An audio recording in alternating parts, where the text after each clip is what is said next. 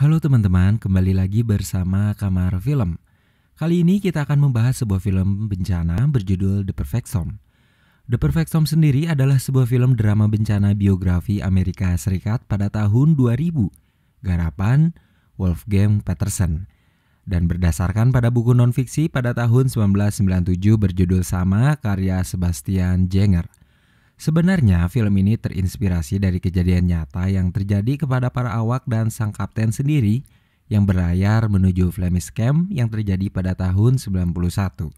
Sebelum kita masuk ke dalam isi pembahasan, saya ingatkan kembali kalau ini adalah konten full spoiler. Jadi untuk kalian yang memang belum menonton filmnya, saya sangat menyarankan untuk menonton filmnya terlebih dahulu. Karena bagaimanapun pengalaman menonton film secara utuh akan jauh lebih baik. Jadi langsung saja kita masuk ke dalam isi ceritanya.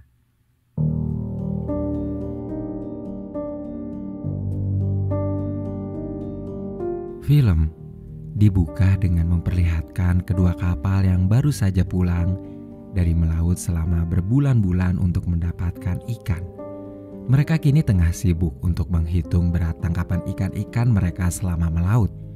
Dan lalu setelah itu, kini saat yang ditunggu-tunggu pun datang, yaitu menerima upah dari sang pemilik kapal. Malamnya, para pelaut yang baru tiba ini kini merayakan kepulangan mereka di sebuah bar milik salah satu pelaut. Tapi, salah satu pelaut yang bernama Murph berada di luar karena menanti kedatangan anak dan mantan istrinya. Lalu setelah itu ia bawa masuk anaknya ke dalam. Mereka bercengkrama bersama keluarga para pelaut yang lain dengan situasi yang sangat sukacita. Beberapa saat kemudian, sang kapten mengabarkan sesuatu yang sedikit mengejutkan. Bagaimana tidak, ia mengajak para awaknya untuk kembali melaut dalam 2 hari. Sesuatu yang sebenarnya tidak pernah ia lakukan. Mungkin efek karena sebelumnya tangkapan ikan yang ia dapatkan hanya sedikit. Jadi ia memutuskan untuk kembali melaut. Jelas saja, hal ini membuat Christina, salah satu kekasih dari pelaut yang bernama Bobby, marah karena ia sebenarnya tak mau ditinggal lagi oleh Bobby. Murph yang tak ingin Bobby bernasib sama seperti dirinya meminta Bobby untuk mengejar Christina. Yang untung saja hal itu berhasil. Malamnya Murph mengantarkan anaknya untuk pulang ke rumah mantan istrinya. Di jalan, Murph memberi sedikit nasihat kepada anaknya. Kalau siapapun ayah baru untuknya nanti, ia harus menerima. Karena Murph yakin, lelaki seperti apapun yang akan menjadi suami dari mantan istrinya, pastilah seseorang yang baik dan bertanggung jawab. Keesokan harinya mereka pun mulai siap-siap untuk menyetok makanan yang akan menemani mereka selama berada di lautan lepas sana. Rival sang kapten yang bernama Kapten Linda pun datang ke sana untuk sedikit bercengkerama bersama. Sudah tiba saatnya di mana mereka semua harus berangkat. 5 orang awak dan kapten mereka bernama Frank William siap untuk melaut menangkap ikan sebanyak-banyaknya, lalu kembali pulang dan memeluk istri dan keluarganya. Christina diam-diam memasukkan secari kertas ke dalam tas Bobby. Lalu akhirnya mereka semua kini pergi, menjauh dan semakin menjauh menuju lautan lepas tiada ujung. Semua kru kini sibuk menempatkan makanan-makanan mereka di dalam lemari es besar dan dilanjutkan dengan tugasnya masing-masing. Hari semakin gelap, matahari sudah mulai pergi dari tempat asalnya, menimbulkan cahaya merah yang indah dan pekat. Kemudian Bobby akhirnya menemukan catatan yang dibuat oleh Christina, di mana ternyata Christina dalam keadaan hamil dan hanya ingin ia segera kembali dan memulai hidup yang baru bersamanya. Berhari-hari sudah mereka berada di lautan, sampai akhirnya sekarang mereka telah tiba di Sable Island, tempat di mana akan terjadi badai besar menurut pakar yang mendeteksi melalui komputernya di kantor. Sedangkan kapal Kapten Frank terus melaju menjauh dari Sable Island. Dan sekarang, di siang hari yang begitu cerah, mereka akhirnya mulai memancing. Tentu saja mereka memancing dengan perasaan yang sangat bahagia. Beberapa jam mereka tunggu sampai langit berubah menjadi gelap. Dan sekarang tiba saatnya yang ditunggu-tunggu, di mana mereka akan menangkap ikan dari pancingan-pancingan yang sudah mereka pasang pada saat siang. Ikan demi ikan pun mereka dapatkan. Mereka bahagia bukan main, karena itulah sumber penghasilan mereka. Semakin banyak ikan yang mereka dapat, maka semakin banyak uang yang akan mereka terima. Namun keesokan harinya, mereka tak mendapatkan ikan sebanyak yang mereka kira. Bahkan Mesin pendingin untuk ikan-ikan pun masih terlihat kosong. Tapi mereka terus mencoba dan mencoba untuk kembali memancing. Meskipun kini sang kapten pun mulai terlihat khawatir karena jumlah ikan yang mereka dapat semakin sedikit. Sampai akhirnya Bobby pun menghampiri kapten karena bagaimanapun juga ia butuh uang untuk memulai hidup yang baru bersama Christina. Ditambah sang kapten memang sudah menjanjikan akan mendapatkan ikan yang banyak. Kapten Frank hanya menyuruh Bobby untuk sabar karena ia tahu sebentar lagi ia akan mendapatkan ikan yang sangat banyak. Tapi ikan-ikan tak kunjung juga datang. Malah hanya ada gelombang yang sangat besar tiba-tiba menghantam kapal mereka ketika malam tiba. Keesokan harinya, akhirnya para awak ini ingin berbicara kepada kapten. Mereka semua mendadak menginginkan untuk kembali pulang.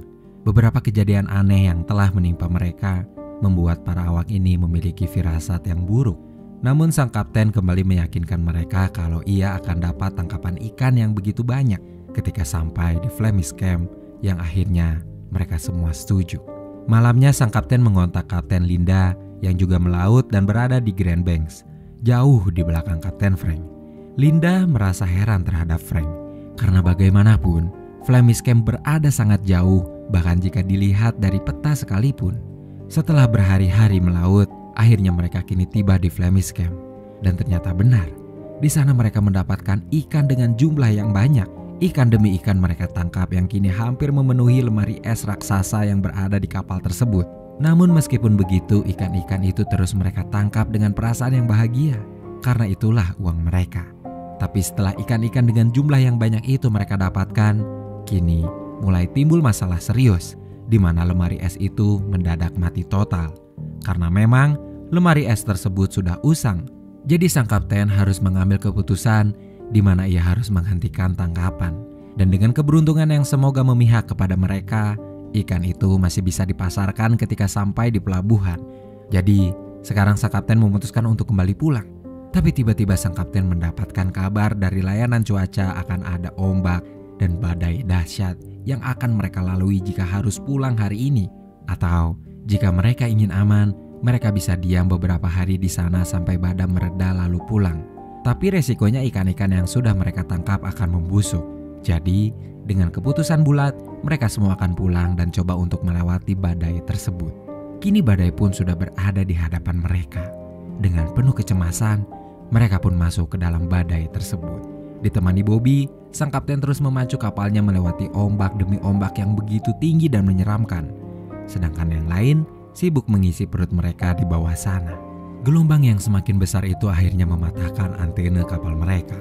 Sedangkan di kantor pusat pelayanan cuaca, seseorang merasa kaget karena badai akan semakin besar dan berbahaya. Hal tersebut diketahui oleh Kapten Linda, di mana ia langsung terus menghubungi Kapten Frank dan mereka pun memberitahu lokasi di mana mereka berada kepada Linda. Linda coba melihatnya dari peta dan langsung menyuruh Frank untuk keluar dari sana dan merubah haluan karena kapal mereka menuju tengah-tengah pusaran badai yang sangat mengerikan. Naas, Kapten Frank tak mendengar itu karena sambungan mendadak terputus. Bobby pun langsung keluar dan naik untuk membetulkan antena mereka yang terputus akibat terjangan badai. Bobby terus berusaha untuk mengaitkan antena tersebut. Namun badai terlalu besar sampai-sampai membuat ia terjatuh dan hampir tercebur ke lautan lepas yang ombaknya sangat mengerikan. Sesaat kemudian, antena tersebut pun terbang jauh karena hembusan angin yang juga sangat kuat. Sekarang kapal mereka sudah sepenuhnya tak bisa diajak komunikasi. Sementara itu, Christina kekasih Bobby yang sedang di rumah merasa khawatir dan memutuskan untuk pergi ke bar di mana di sana sudah banyak orang yang menonton berita tentang badai yang begitu mengerikan sedang terjadi di tempat di mana para kekasih mereka ada di dalamnya. Di lautan lepas, Kapten Frank kini tengah berusaha untuk melepaskan penyeimbang kapal dibantu oleh para awak yang lain. Dengan susah payah, akhirnya penyeimbang itu bisa ia lepaskan. Mereka semua pun kini berkumpul di ruangan nahkoda kapal. Lalu sekarang berusaha untuk menutup kaca yang pecah terkena ayunan penyeimbang kapal sebelumnya. Tiba-tiba dari sisi kiri ombak dengan tinggi menghempaskan kapal mereka, membuat salah satu dari mereka terjun bebas ke lautan lepas. Tak tinggal diam, Bobby langsung menolong orang tersebut. Kini tak ada lagi raut muka keberanian di antara mereka. Sepenuhnya mereka sudah sangat merasa ketakutan akan badai yang seperti monster tersebut. Akhirnya dengan keputusan yang berat, sang kapten memutuskan untuk merubah haluan dan kembali menuju Flemish Camp. karena ia merasa tak akan bisa melewati badai ini. Kini Kapten dan Bobby hanya punya satu kesempatan agar bisa merubah haluan pada kondisi gelombang air yang begitu tinggi. Hal tersebut jelas akan sangat beresiko. Semua awak hanya diam dan berdoa semoga kapal mereka tidak terbalik. Dan kini sang kapten langsung memutar kapal tersebut dan Bobby melajukan kapal dengan kecepatan penuh, membuat kapal mereka melaju dengan sangat cepat di pusaran air yang begitu dahsyat. Dan dari samping tiba-tiba ombak yang sangat tinggi menghantam kapal mereka yang membuat kapal tersebut terbalik. Namun sesaat kemudian kapal tersebut kembali terbalik dan akhirnya mereka pun berhasil bermanuver dan menghindari badai yang sangat menyeramkan tersebut. Tak lama kemudian terlihat cahaya matahari yang menyinari kapal mereka. Kini mereka sudah hampir berhasil dan keluar dari badai itu. Namun beberapa saat kemudian langit kembali gelap. Sang kapten jelas paham badai ini tak mungkin begitu saja melepaskan mereka semua.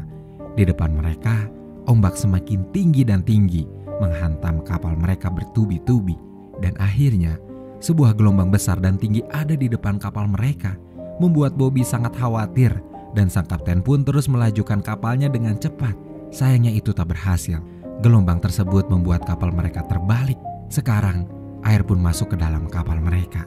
Tak ada cara lain selain harus segera menyelamatkan diri mereka masing-masing untuk keluar dari sana.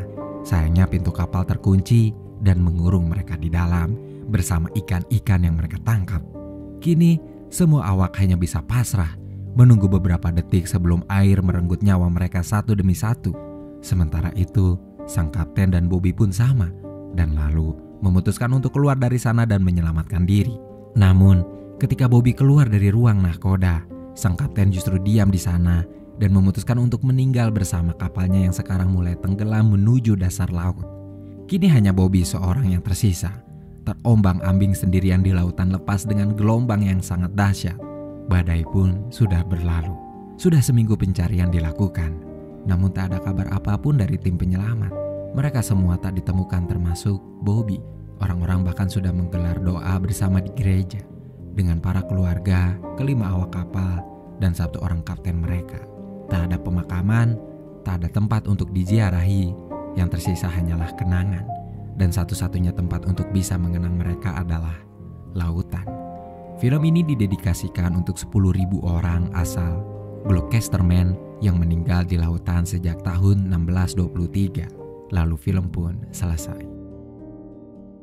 Sebenarnya film ini merupakan salah satu film disaster terbaik pada tahunnya. Melihat film ini dirilis pada tahun 2000, tepatnya pada tanggal 19 Agustus tahun 2000. Namun efek visual yang dihadirkan sangat-sangat terasa begitu mencekam untuk kita yang menontonnya. Apalagi untuk saya pribadi yang memang agak sedikit parno terhadap lautan.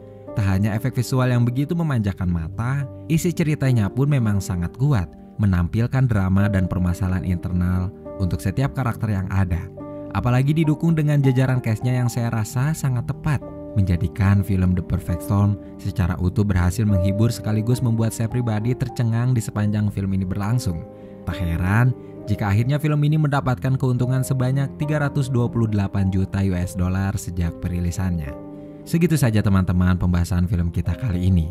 Terima kasih untuk kalian yang menonton konten ini sampai akhir, dan juga terima kasih untuk kalian yang menanti-nanti konten dari Kamar Film. Sekali lagi terima kasih dan wassalamualaikum warahmatullahi wabarakatuh.